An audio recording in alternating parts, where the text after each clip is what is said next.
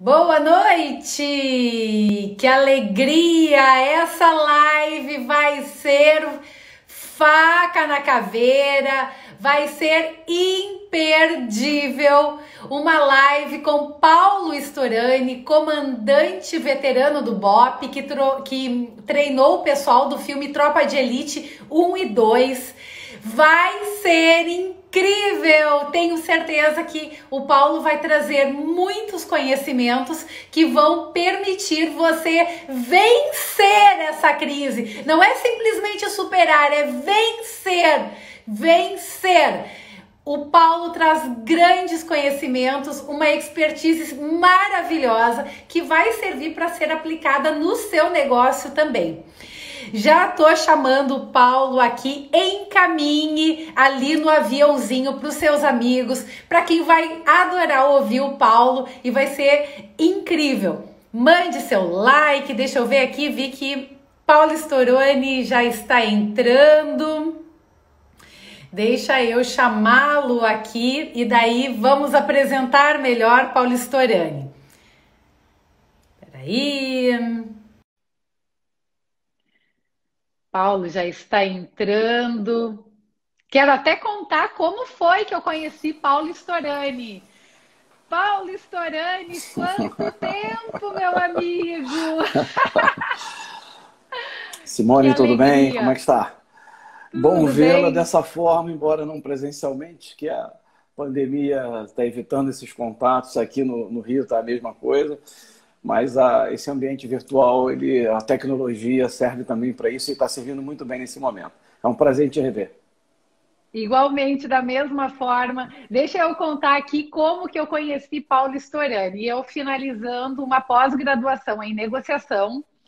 E eu pensava, né, que eu nunca fosse falar de negociação. Então, eu queria falar de um negócio que eu nunca mais fosse ver na vida. Pensei, fiz esse curso de negociação, aproveitei, gostei, vou aplicar na minha vida, mas não vou virar autora de negociação, não vou virar palestrante de negociação, né? Bem capaz. E aí resolvi falar sobre negociação de sequestros. E aí liguei para a Ruder. Tem pessoal da Ruder que vai nos acompanhar hoje. Tropa de Elite, viu? Tropa de Elite, maravilhosa. E aí, a Ruder trouxe Paulo Storani para uma palestra em Porto Alegre. E eu li no jornal no dia da palestra e pensei, é essa pessoa, Senhor Deus, seja louvado! É essa pessoa que eu preciso para falar sobre negociação de sequestros. E aí eu fui para a palestra da Ruder, como convidada, a minha empresa era cliente da Ruder, consegui entrar com a bênção de Deus. E aí fico na fila atrás de 5.000 seguranças, esperando pacientemente, tipo assim, eu não vou furar a fila do cara, né?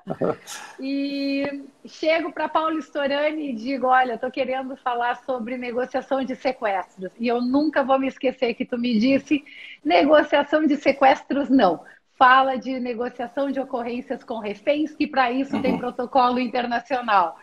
E ali eu fiz minha primeira pesquisa em negociação, fazendo um paralelo entre o meio empresarial e o BOPE, e que, Paulo, não sei se tu sabe ou se tu lembra, esse trabalho eu fui convidada para apresentar num congresso de administração em Munique, na Alemanha. E ali começou a vida. É uma alegria enorme te receber. Muito obrigada por aceitar esse convite para conversar com as pessoas que nos seguem e trazer esse teu conhecimento tão valioso. Eu vou brevemente apresentar o Paulo e vou deixar ele falar um pouco mais da experiência dele. Capitão veterano do BOPE, treinou Wagner Moura para o Tropa de Elite 1 e 2, foi consultor técnico do filme, autor do livro Vá e Vença. Queremos aprender muito disso hoje. Mestre em antropologia. Que demais! Parabéns, Paulo. Conta um pouco da tua trajetória, conta um pouco da tua história, conta o que tu quiser falar, porque temos muito a aprender contigo. Poxa, antes de mais nada, como eu já disse, agradecer o convite de estar aqui com você e com as pessoas que te seguem e as pessoas que vieram, né, atender essa chamada para a live. Pelo menos para a gente produzir algumas reflexões desse momento que ele é muito importante para a nossa história, né? Mas eu sou capitão veterano do BOP, como você colocou, eu sou mestre em antropologia, sou pós-graduado em gestão de pessoas e também administração pública pela Fundação Getúlio Vargas aqui no Rio de Janeiro. Sou graduado e pós-graduado em educação física, graduado pela Academia da Polícia Militar do Rio de Janeiro. Eu tenho curso de operações especiais, gestão de crise com tomada de refém, sou técnico de defesa pessoal, tenho curso de tiro policial como instrutor, mas eu recebi o título de mestre de tiro, tenho curso de ação antibombas, tenho 2 cursos em Israel, 2 cursos nos Estados Unidos na área de segurança, já fui secretário municipal de segurança do município de São Gonçalo, aqui no Rio de Janeiro, foi o último cargo público que eu exerci. Antes disso, eu fui diretor de recursos humanos da Guarda Municipal do Rio de Janeiro, atuei como consultor dos Jogos Pan-Americanos, dirigi um campus da Universidade Cândido Mendes, onde eu também dei aula. Eu dou aula em curso de pós-graduação aí na PUC do Rio Grande do Sul, aí em Porto Alegre. Já fui presencialmente, mas tem um curso online do qual eu participo. Sou professor também no curso no Instituto Superior de Ensino do Ministério Público aqui do Rio de Janeiro, em algumas disciplinas em curso de pós-graduação. Dei aula em algumas universidades e também em curso de pós-graduação, mas nos últimos 13 para 14 anos eu venho sendo convidado para ministrar palestras como essa que você assistiu ali na Ruder, que nós tivemos em Porto Alegre, tem bastante tempo, mas aí eu estou falando alguma coisa em torno de 2.750 palestras ao longo desse tempo. Uau. E foi uma experiência muito grande, né? Exatamente como que você fez, pegar as técnicas do BOP de negociação, que obedecem protocolos internacionais, né? E levou para o mundo corporativo. A minha proposta passou a ser, por conta de uma demanda que foi criada pelo filme Tropa de Elite, das pessoas entenderem como princípios ligados ao BOP podem ser aplicados também no mundo corporativo, né? Então, aí eu ganhei uma experiência muito grande, que eu trago no livro Vai e Vença, Decifrando a Tropa de Elite, para mostrar às pessoas que, na verdade, são princípios e conceitos que, quando devidamente observados e aplicados, propõem-se ou têm a grande condição de te levar ao melhor desempenho, né? E é isso que uma equipe de alta performance é, isso que uma tropa de elite na sua essência. Então, ganhei essa experiência muito grande, a ponto de que hoje, quando uma empresa me consulta para falar para eles ou promover algum tipo de consultoria, você vê que existem problemas comuns, né, a todas elas, porque está ligado a uma questão cultural brasileira, nós podemos falar isso aqui durante a nossa live, mas que, quando bem observado, você sai de um padrão de normalidade com a qual nós estamos acostumados e a gente eleva esse padrão ao nível de alto desempenho, que é isso que, pelo menos, as pessoas buscam dentro de uma sociedade que necessariamente você precisa fazer melhor do que você fez antes, porque existem questões que estão sendo muito debatidas agora, e eu digo isso para você, Simone, digo para todas as pessoas que estão assistindo nessa live, nós estamos perdendo a noção do papel de cada um de nós nesse grande processo evolutivo da humanidade, né? Então, quando falo em alto desempenho, alta performance, não tem nada a ver com questões capitalistas ou socialistas, contrariando uma coisa ou outra. Nós estamos falando em evolução, nós estamos falando da evolução da nossa própria espécie, né? Que a própria história da humanidade, a partir de nós pegarmos aqui o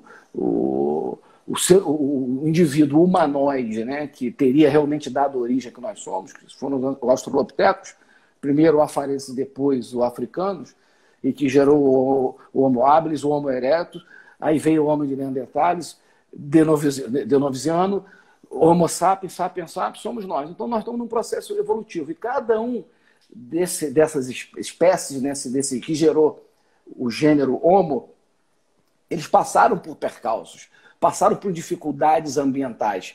Aqueles que não se adaptaram foram aqueles que foram extintos, né? E aqueles que conseguiram se adaptar e fazer o seu melhor, sobreviveram, somos nós. Então nós temos um compromisso com a nossa própria espécie de fazer melhor do que nós fizemos antes.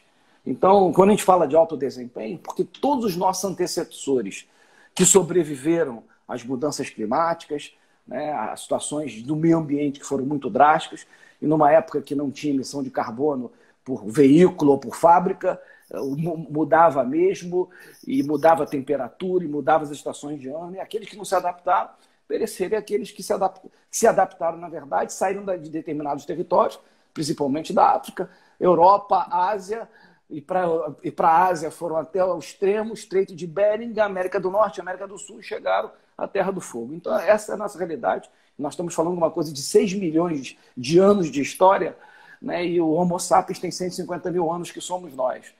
Então, quando a gente fala em crise como essa que nós estamos passando, é por isso que eu disse, nós estamos tendo a oportunidade histórica de viver uma situação diferente e precisamos aprender com ela.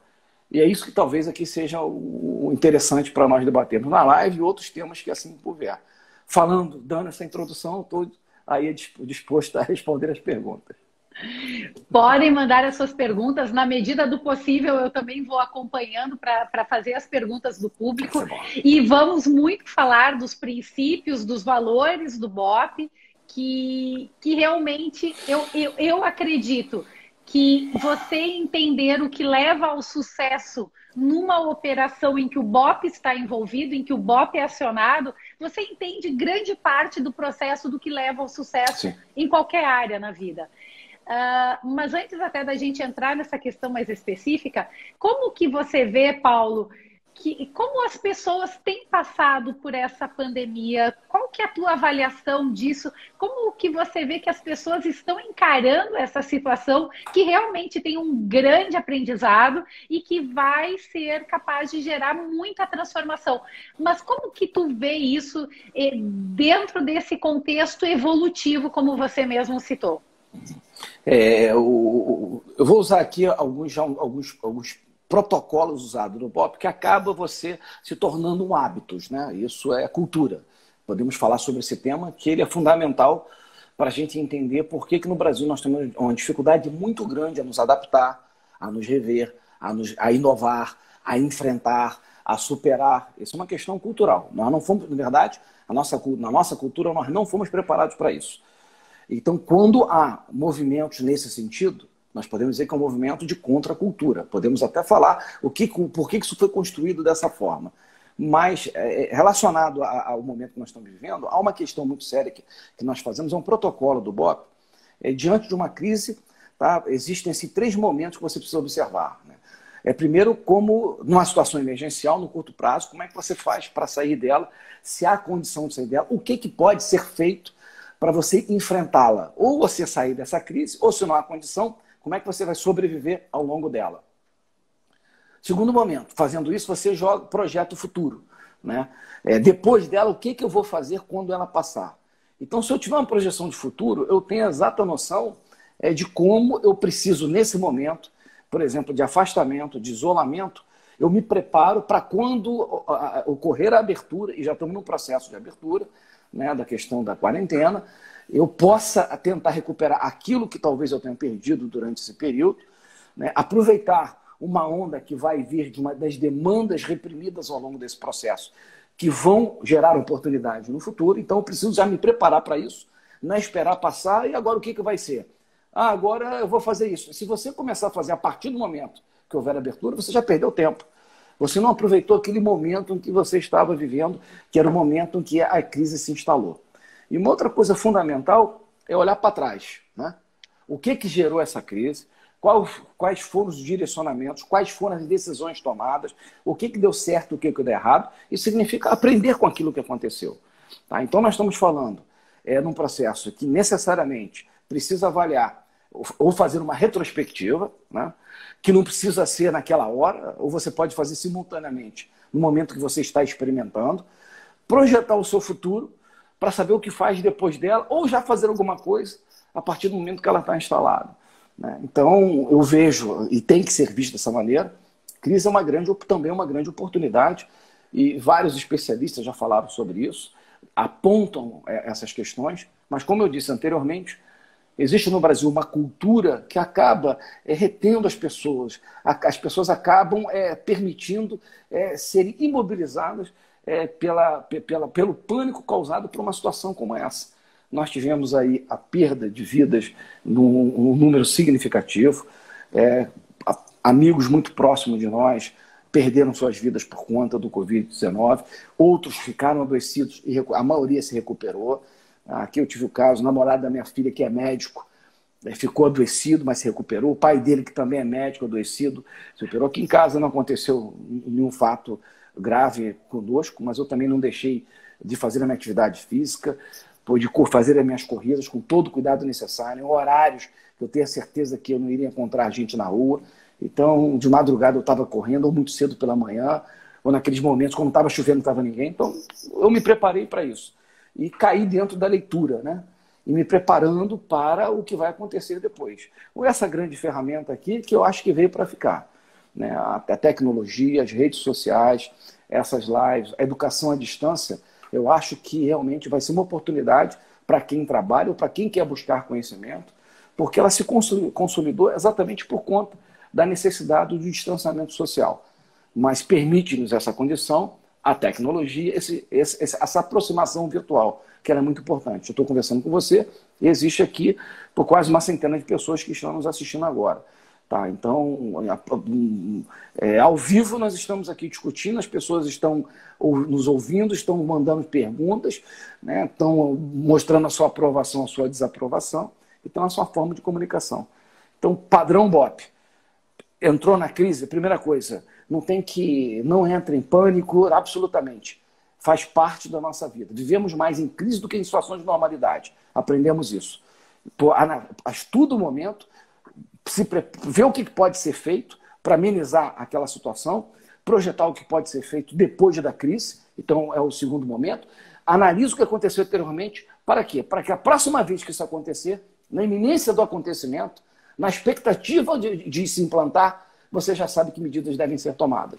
Tá? Com certeza, eu espero, né, que não só nós individualmente, mas o sistema de saúde, os políticos brasileiros, eles tirem dessa crise, da pandemia, um grande aprendizado para o futuro. Para trazer grande aprendizado presente que nós estamos vivendo para o futuro, como você disse, isso me remete a um estado emocional positivo e isso me remete principalmente a, como você disse, a necessidade de se manter calmo. O controle emocional, ele deve ser uma das grandes partes do treinamento do BOP, porque, afinal de contas, são situações de muito risco, né? De uma crise realmente muito grande, porque quando está o BOP envolvido, tem vidas também envolvidas. Como que vocês no BOP desenvolvem esse controle emocional? Como que vocês controlam o ímpeto de reagir? Porque isso conduz a decisões mais acertadas, a decisões efetivamente assertivas, né, nesse processo. Como fazer isso? Como que a gente, cidadão comum, consegue trazer isso para a nossa vida, esse controle emocional? Bom, Simone, antes de mais nada, o tema ele é muito profundo. Quem quiser se estender mais, vai ver essa Decifrando a Tropa de Elite, porque foi a forma que eu consegui fazer com que as pessoas se aprofundem no tema, porque senão nós precisaríamos de pelo menos 2 horas só para falar sobre isso. Mas eu vou ser conciso em relação a isso. Né? Primeiro, é que o Batalhão de Operações Especiais ela é uma tropa de crise. Né? Isso que tem que deixar bem claro. Ela não é uma unidade que fica ali, não. Nós somos uma tropa de crise. Ela existe porque as crises existem, correto? Então, nós temos uma relação direta com o que a gente faz. Ela não foi criada por capricho de ninguém. Foi criada diante de uma necessidade de uma equipe que estivesse numa condição física, técnica e psicológica acima das unidades que são responsáveis pela normalidade, pela rotina. E ela é muito importante. Não estou desconsiderando os batalhões que cuidam da segurança dia a dia, 24 horas por dia. Mas tudo aquilo que sai desse contexto, que se torna extraordinário, demanda de um perfil de pessoas com conhecimento, com habilidade e com atitudes diferenciadas para atuar nesses momentos críticos. Então, nós estamos falando de perfil, ok?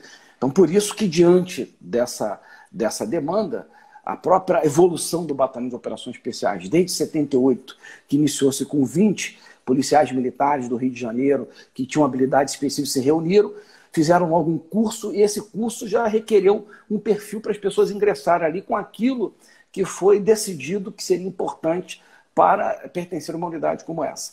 É óbvio que ele foi se adaptando ao longo dos anos, outros níveis de exigências foram sendo requeridas, então até o momento que você precisa de pessoas que tenham afinidade com a crise.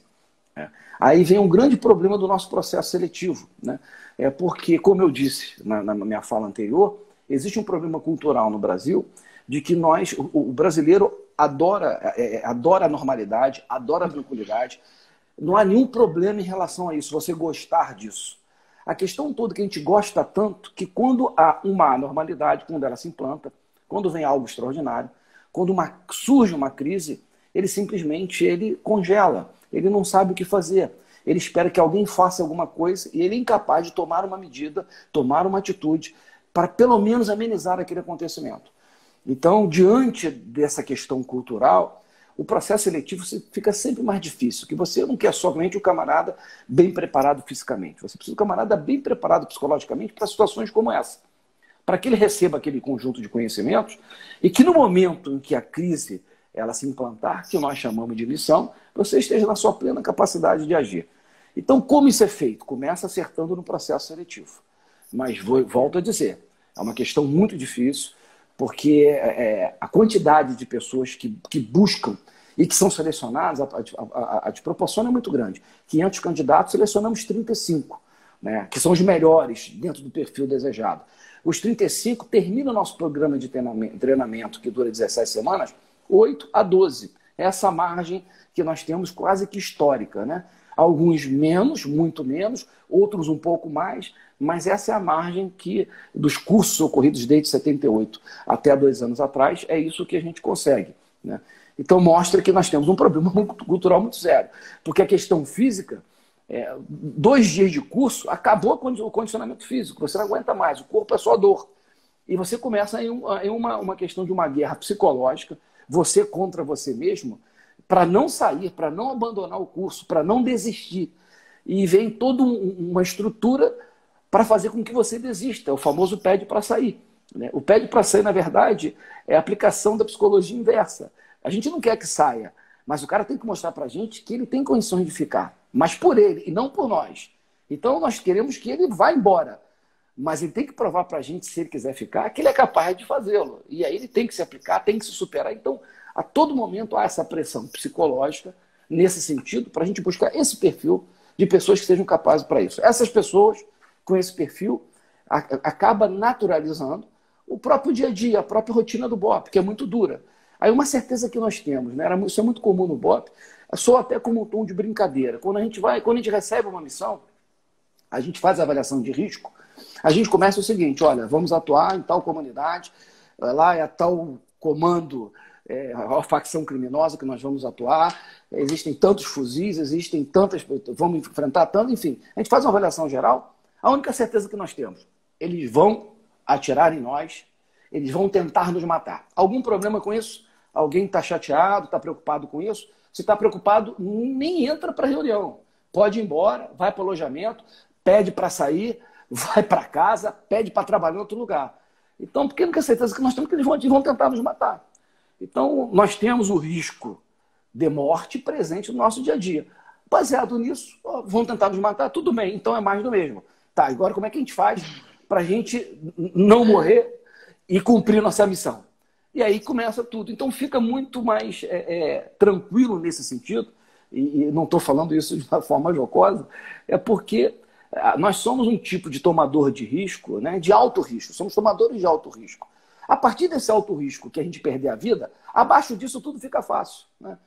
É muito comum, por onde eu passei, depois na minha história no Batalhão de Operações Especiais, na própria Polícia Militar, é que eu já fui secretário municipal de segurança em São Gonçalo, foram 4 anos, né? Administração pública, é um município complicado, é um município que não tem uma classe média constituída, ele é pobre por uma questão até histórica, e eu fui para lá por causa de um desafio indicado pelo Ministério Público para resolver alguns problemas específicos, ajudar a prefeita local que pediu ajuda, enfim.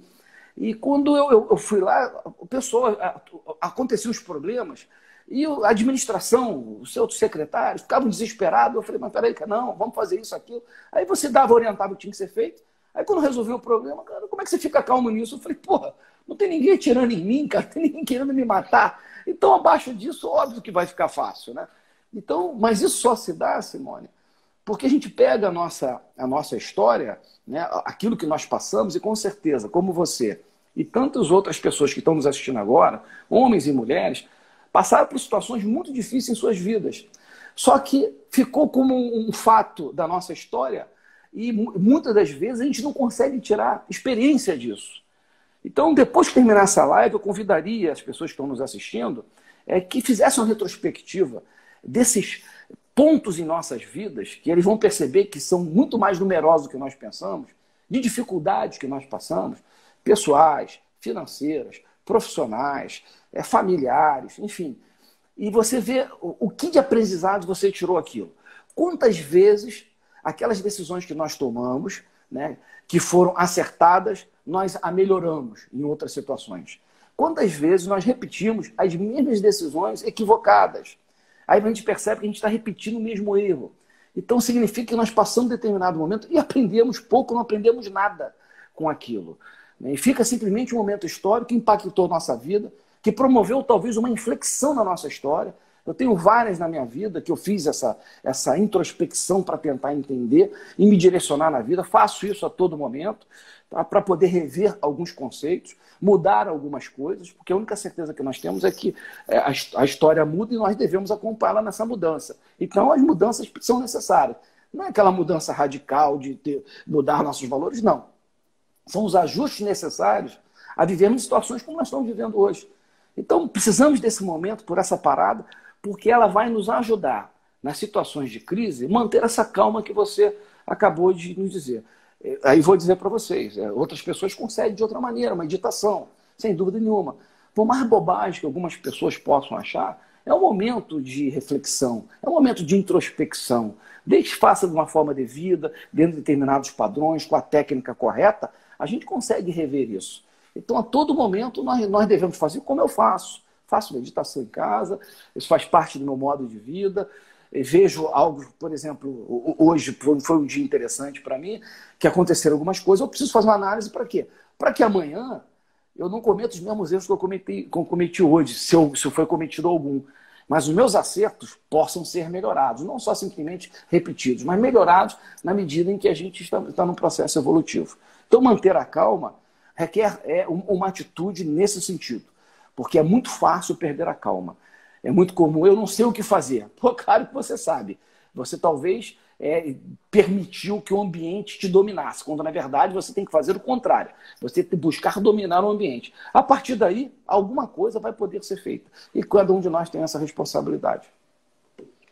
Isso é muito bacana, porque quantos de nós, né, que estamos aqui ouvindo a live, todos nós sempre já tivemos vários problemas, vários desafios na vida. E justamente ter essa forma de encarar a vida, ter essa atitude perante as dificuldades, é o que faz você evoluir e dar condição de que nós, Homo sapiens, possamos continuar nessa cadeia evolutiva, sim, né? Porque senão a gente não vai aprender nada. E eu vejo muito isso. Eu convivo com pessoas de diferentes gerações, seja em função de aula, de mentoria, com um aluno que é de pós-graduação, mas que está iniciando a sua carreira, como convivo também com pessoas em nível de CEO, e a gente vê que as pessoas que tiveram mais dificuldade na vida são as pessoas que estão encarando esse momento da forma mais tranquila, que estão tirando o aprendizado, que estão tendo esse momento de introspecção, de buscar essa fonte de autoconhecimento, para que possa passar por esse momento com sanidade, com tranquilidade, e sabendo que vai passar e que está tudo bem e que vamos melhorar. Quem não teve essas dificuldades que eu vejo são as pessoas que estão mais desesperadas, que são as pessoas que estão mais reclamando, que acusam todo mundo, que tudo está ruim, né? Eu quero até fazer um comentário aqui Solange Piccoli, uma das maiores estilistas, se não a maior estilista de noivas, pelo menos, do Brasil. Ela mandou aqui falando, nossos heróis, para vocês do BOP, realmente fica a minha homenagem, nosso reconhecimento, com toda certeza. E, Paulo, Pois não? É que dentro em breve a minha filha vai estar casando. Eu vou procurar ela, então. Tá bom. Procura. É a melhor do Brasil, indiscutivelmente. A melhor, com toda certeza. Solange conseguiu, inclusive, a proeza de que eu casei com 7 meses de gravidez. Então, você imagina como é que é uma pessoa casar com 7 meses de gravidez e ficar bonita. Porque casar com 7 meses de gravidez, desse jeito, assim, atirado, seria fácil.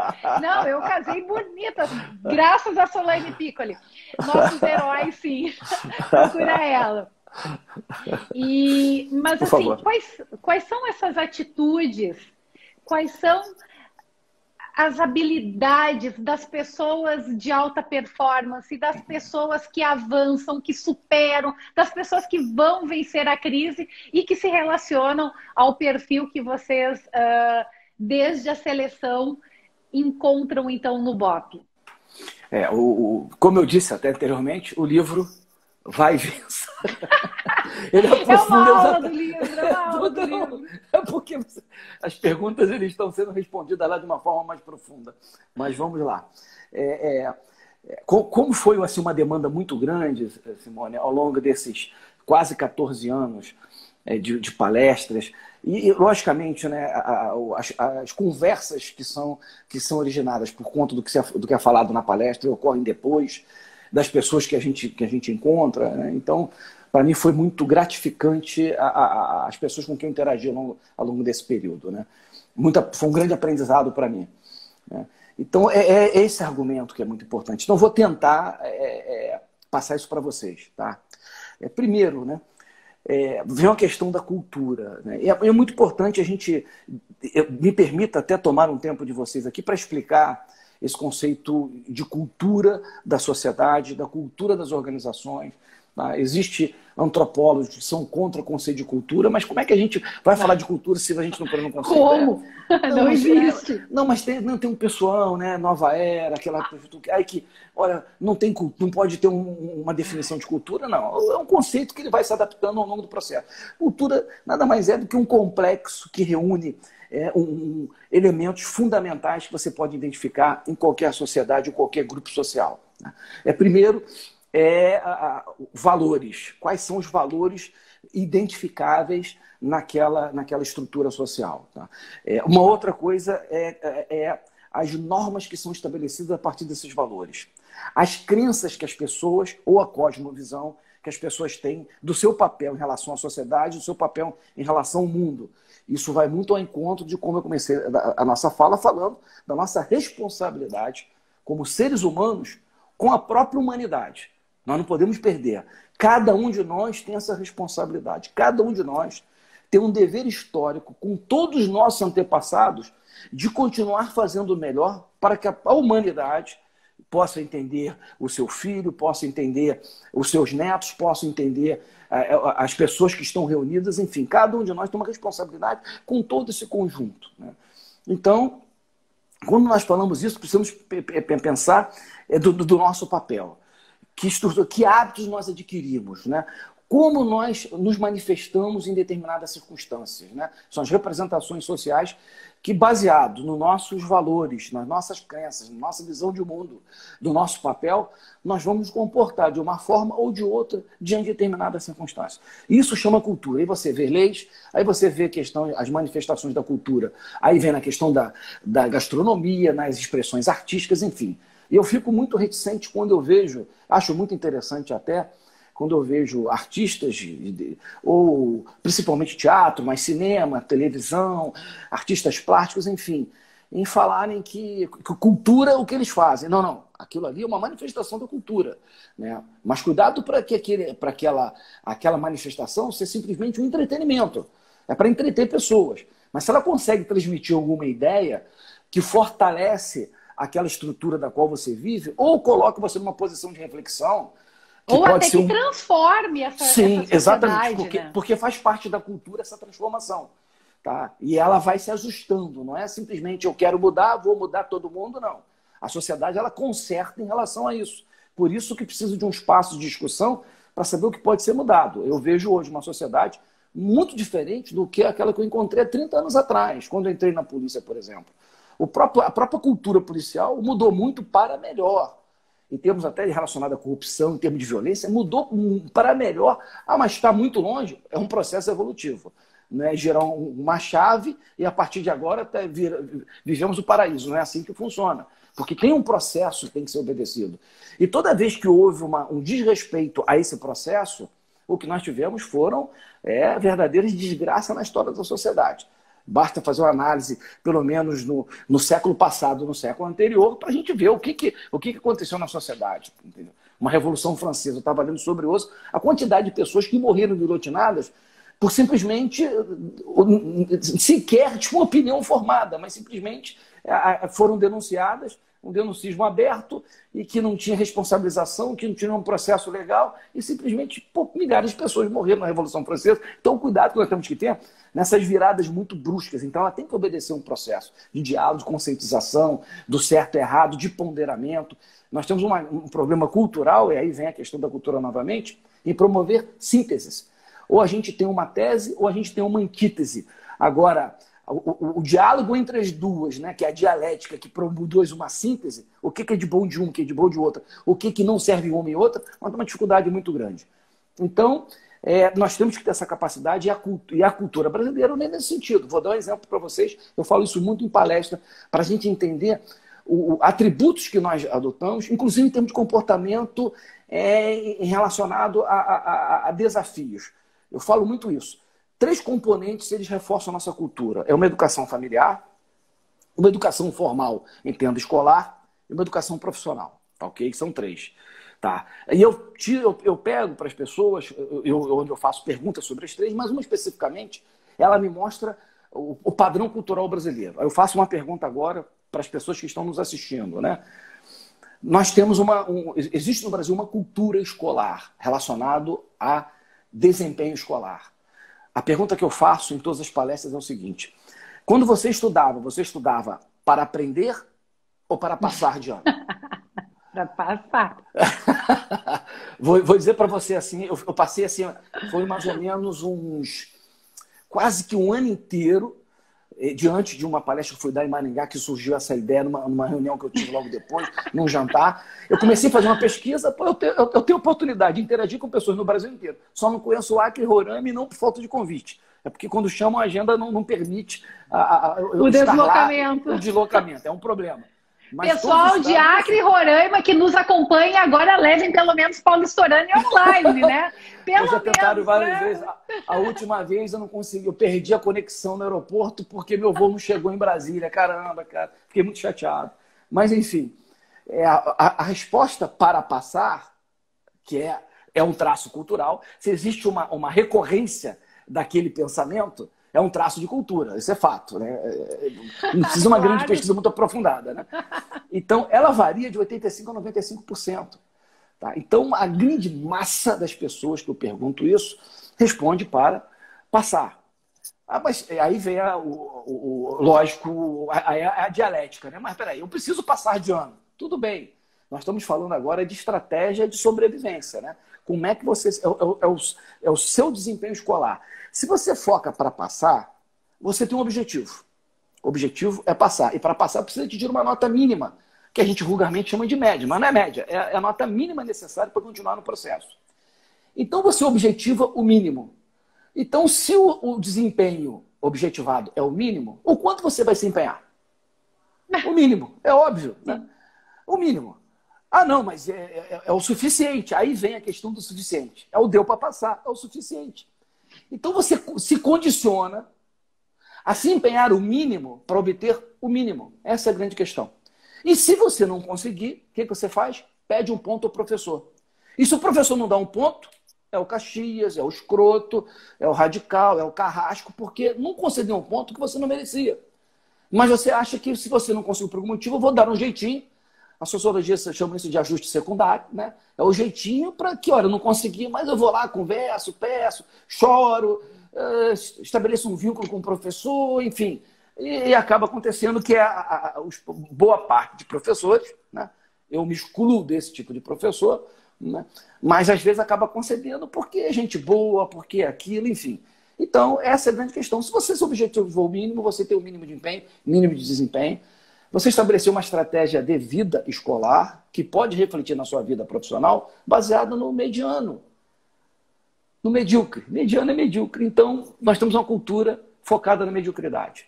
Se o objetivo for aprender, e estar acima do conceito de passar, passar é consequência natural de quem aprende.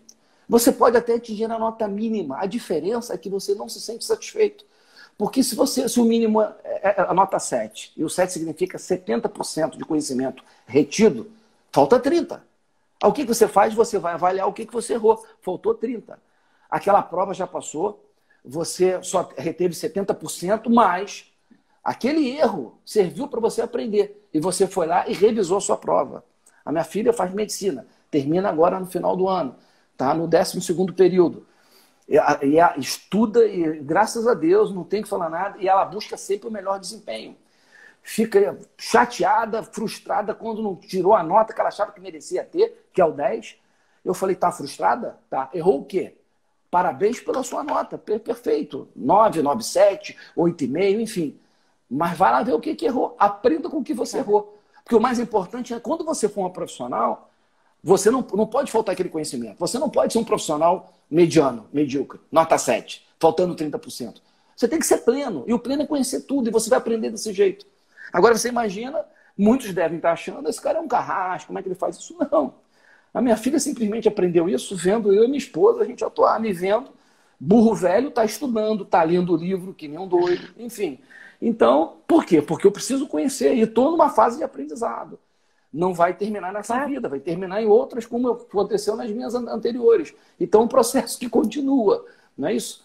E para isso você tem que ter uma atitude relacionada a isso. Aí vem a questão cultural, aí respondendo a sua pergunta inicial. Você precisa ter, primeiro, você inspirado nos seus valores que te direcionam você para um propósito. Tá? Para que eu trabalho? Trabalho para me sustentar? Para sustentar o meu lazer, né? Uma boa casa. É para isso que você trabalha? Isso tudo é consequência do seu trabalho, não pode ser objetivo do seu trabalho. Então existe até um problema que eu vejo hoje no Brasil, e vejo isso por conta de colegas do meu filho, da minha filha, que falam sobre isso. Que, não, quero ganhar dinheiro. A minha filha fala, a medicina, por exemplo, nada contra quem vai buscar isso. E ela fala, ela vai fazer prova, está se preparando para ser pediatra, fazer residência em pediatria, quer ser pediatra. Né? Ela fala, poxa, mas aí tem certas modalidades, que eu não vou entrar aqui para não entrar na polêmica, porque as pessoas querem ir, porque existe um lado comercial da medicina. E nada contra quem vai buscar isso, estou nem julgando, não. Mas as pessoas querem por quê? Porque querem ganhar dinheiro com aquilo que fazem. Eu falo para aqui em casa, falava para o meu filho, enquanto ele esteve conosco, né, na vida terrena, hoje ele está no mundo espiritual, e para minha filha, olha só, nós investimos em vocês para vocês serem pessoas boas, para vocês serem profissionais de excelência, para vocês ajudarem as pessoas. Se fizerem isso, tá ótimo. Aí vem uma consequência, de repente até vocês ganham dinheiro com isso. De repente até vai te dar uma estrutura de vida razoável com isso. Mas o propósito tem que ser esse. Porque tendo esse um propósito, todo o resto vem. Mas você precisa ter uma matriz de valor que te oriente a isso. E aí no Brasil é gravíssimo relacionado a isso. Aí tem uma outra questão, voltando tentando responder a sua pergunta. Tá, como é que você se prepara ao longo disso? Né? Existe uma questão lá no BOP, que eu falo no livro sobre isso, uma matriz para fazer a avaliação exatamente do que você me perguntou. Existe uma questão relacionada ao quanto você está determinado a fazer aquilo. É uma questão pessoal, a sua vontade de realizar. Então você consegue ver isso nas pessoas. Conversa com uma ou outra pessoa e você vê aquela vontade, aquela pegada, brilho no olho. Cara, aquilo é fundamental. Quanto você está apto a fazer aquilo? E aptidão significa conhecimento adquirido, né? Pode ou não ter uma vocação para aquilo, e aí vocação é um outro problema, né? Mas é uma questão que a gente pode discutir até, e você ter habilidade para colocar aquilo em prática. Então significa você se preparar, você tem a vontade, mas você se prepara, desenvolve habilidade, pode até desenvolver fazendo, mas você vai ganhando experiência em relação àquilo. Então, quando se eu colocasse numa abscissa, numa ordenada, a determinação, na abscissa, na ordenada, na abscissa, a aptidão, quanto maior a minha determinação, quanto maior a minha aptidão, eu projetar isso num plano cartesiano, o encontro entre os dois eixos me determina no espaço cartesiano o meu nível, que no BOP nós chamamos de prontidão. Você está pronto para realizar. Você está com vontade, tem um propósito, está ali querendo fazer e você está apto, conhecimento e habilidade para aquilo. E aí é assim que eu comecei a fazer quando eu fui coordenador do curso de operações especiais, inclusive é o curso retratado no filme Tropa de Elite, que foi o 8º curso de operações especiais. E quando isso aconteceu, eu identifiquei nas entrevistas e nos testes que nós fizemos esse nível e projetei no plano cartesiano. Aí você via que havia uma concentração em determinada zona do plano cartesiano. Você divide o plano cartesiano em quadrantes, como eu mostro no livro, como eu fiz. Aí você determina como é que está o padrão do grupo que você está selecionando. Aqueles que fogem, por que eles estão fugindo, por que não está tão alto a sua prontidão, porque é um problema relacionado à sua motivação. Esse camarada, a primeira dificuldade que tem, pede para sair do curso. Foi interessante isso, que eu fiz essa matriz no início e fiz a avaliação no final. Aí no final eu vi que aqueles Isso aí deve, inclusive, ser replicado dentro das empresas, né? É feito com facilidade. O cuidado tem que se ter. Vivemos um mundo hoje que é muito sensível a situações como essa, né? É sensível a você falar mais alto. Tudo bem, cada um com seu cada um no seu negócio. Palma para quem consegue viver dessa maneira. Pede para sair. Tá? Mas tem a questão do seguinte, amigo. O trabalho precisa ser feito. Se não for feito por alguém, alguém vai ter que fazer no lugar dele. Tá? Então, quando fica muito suscetível para aquilo, aí tem uma frase, aí voltando aqui, sabe essa questão de um grande amigo, que, camarada que eu adoro, eu já dividi palco com ele, já sucedi, ele me sucedeu em palco, dando palestra. Ele fala que o bom líder, né, porque a gente fala muito de liderança, e no livro eu falo sobre liderança, é aquele que orienta em particular e elogia em público. Eu falei, perfeito, cara, a tese é maravilhosa, né? Aí eu tive uma oportunidade que ele falou isso, uma palestra. Aí no intervalo ali eu falei, professor, como é que funciona isso? Estou orando assim. Eu falei, não, sempre ouvi isso, professor. Mas lá no BOP nós temos um problema. Eu falei, o quê? Você imagina a gente estar cercado por criminosos tentando tirar a nossa vida, a gente tem uma técnica para isso, a gente faz logo um perímetro, estabelece um perímetro de segurança e cada um tem uma responsabilidade no setor. E ninguém pode falhar. Porque se alguém falhar, é um efeito dominó. Falha um porque ele foi ferido ou foi morto, os outros vão ser feridos e mortos também. Então todo mundo tem que fazer o seu melhor. E você, como integrante da equipe, líder da equipe, você toma parte nesse perímetro e tem sua responsabilidade. Além do seu setor de cobertura, você tem que estar preocupado com o que a tua equipe está fazendo. E aí eu me lembrei uma vez que a gente estava em uma determinada comunidade do Rio de Janeiro, a situação estava muito crítica, eu estava lá, eu comecei a olhar para todo mundo para ver se estava bem e continuava atirando e olhando. Aí eu vi um policial meu, que era um recém-cursado, camarada muito bom, ele levantando, se expondo de uma forma indevida, né? Expondo a sua silhueta, sendo ali, aumentando o risco daquela situação que já estava no risco extremo. E eu pensei o seguinte, professor, quando o senhor eu não fui um bom líder naquele dia. Ele, por que, Storani?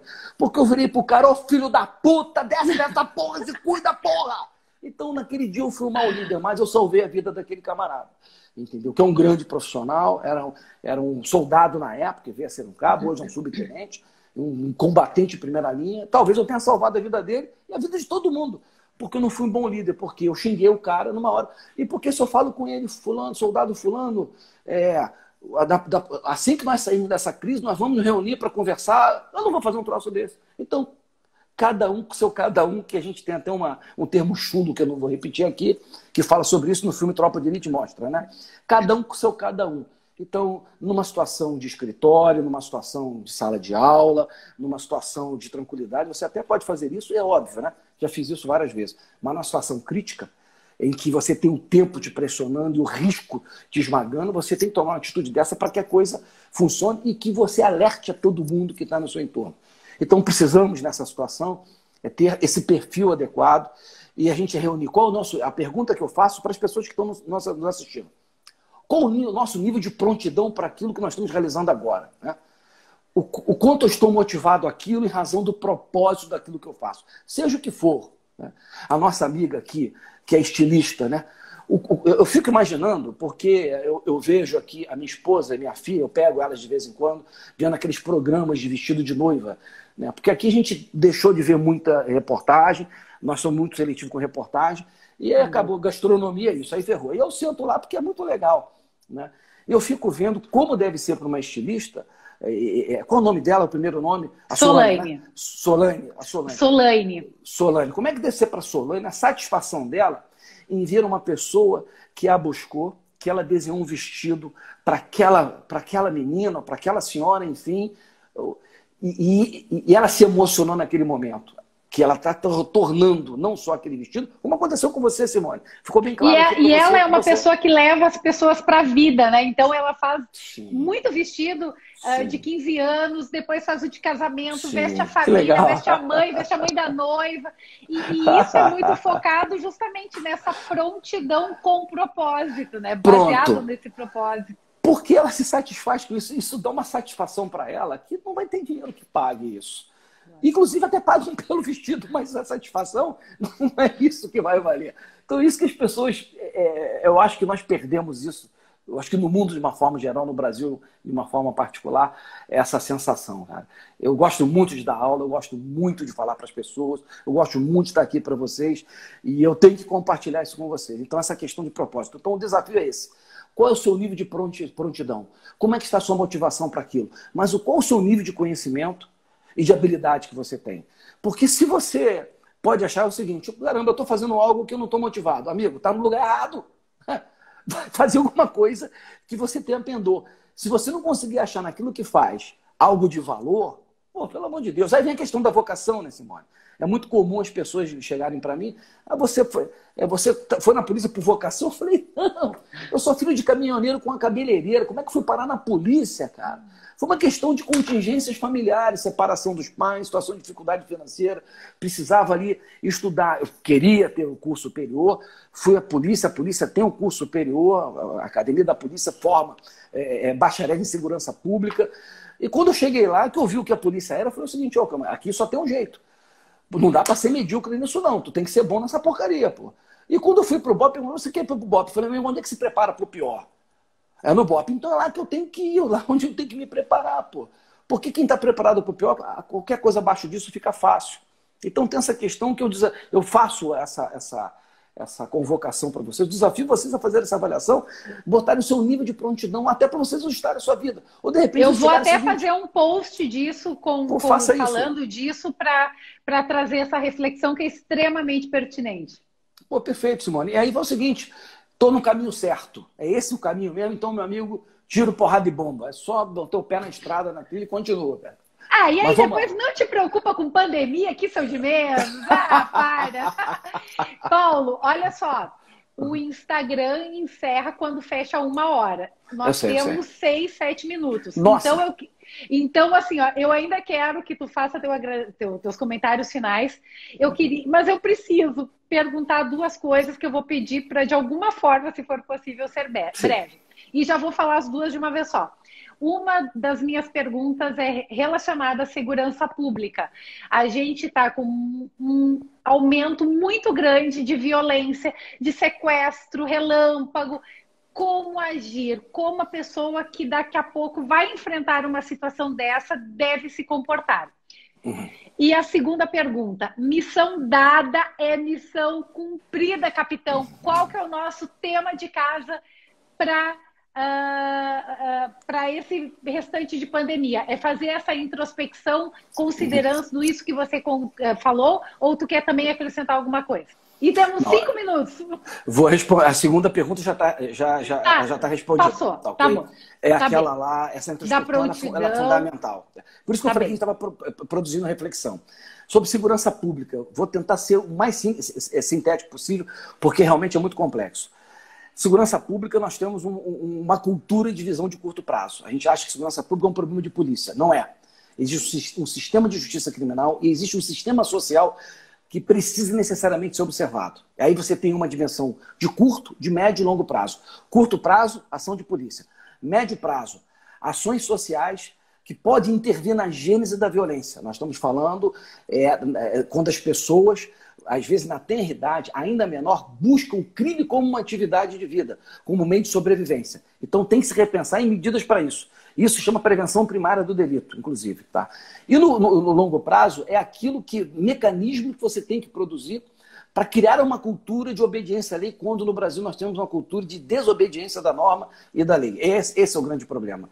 As nossas leis, elas são permissivas, elas são tolerantes em demasia, elas são inconsequentes no sentido de quando você dá um benefício para alguém que cometeu um homicídio, por exemplo, ou um menor que cometeu um homicídio, um menor que cometeu uma violência sexual, que no caso é ato infracional, é um menor em conflito com a lei, quando, na verdade, quando isso acontece, você está dando uma carta branca para ele para continuar. Porque quando ele se tornar maior, ele não vai, de maneira nenhuma, ter sido ressocializado porque no máximo 3 anos de internato em uma instituição socioeducativa, e vai ficar lá para ficar jogando bola o dia inteiro. Então não existe no Brasil o que chamamos de prevenção terciária, que é exatamente você cuidar tanto desses menores, mas também do apenado. Então nós estamos falando de segurança pública com um sistema. No Brasil não funciona, porque são leis permissivas, tolerantes, e que incipientes, que na verdade estimula o criminoso a continuar cometendo crime. E, logicamente, que a impunidade ela é uma marca brasileira, tendo em vista tudo aquilo que a gente está vendo agora nesse momento, de criminosos sendo colocados em liberdade, de grandes corruptos brasileiros sendo libertos. Até inacreditável.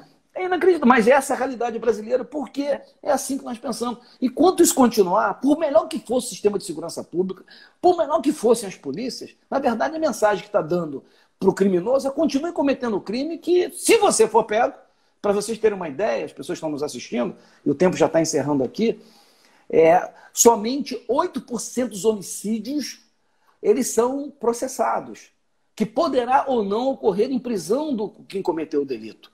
A maioria daqueles que são presos em flagrante, mas fruto de um processo legal de investigação. No Brasil, a média é 8%, significa que 92% dos homicídios continuam soltos. Eles não sequer são identificados. Por quê? Porque não existe uma estrutura capaz de investigar. E se investigasse, e esse cara for preso, hoje nós temos o sistema carcerário com o dobro da sua capacidade. Existem poucas cadeias. Aí você vê, que é um jargão muito usado, precisamos construir escola e não cadeias. Tá, você não construi escola porque não está faltando escola, gente. Tem criança que está fora da escola porque está se evadindo da escola. Podemos falar da qualidade da escola, mas faltar escola não. Agora, está faltando cadeia sim, mas uma cadeia digna. Uma cadeia que a pessoa possa ser encarcerada e tenha a mínima condição de se reabilitar, ser reintegrado socialmente, familiarmente. Ponto fundamental, né? Mas fundamental. Também profissionalmente. Isso tem que acontecer. Precisamos de cadeia, então Peraí, cadeia Paulo, me dá um minuto, faz favor. Tu nos concede a honra da gente conversar pelo menos mais uns 15 minutos, e daí eu encerro essa live e já entro de novo. O que vocês acham? Até alguém deu a sugestão aqui de continuar na página do Facebook, mas como eu nunca gravei pelo Facebook, eu nem quero arriscar. A gente posso encerrar e eu te chamo daqui a 2 minutos? Pode Tempo ser, de tomar uma aguinha e eu conseguir só deixar essa live salva, então. Pessoal, voltem em 2 minutos. Obrigadão, Paulo.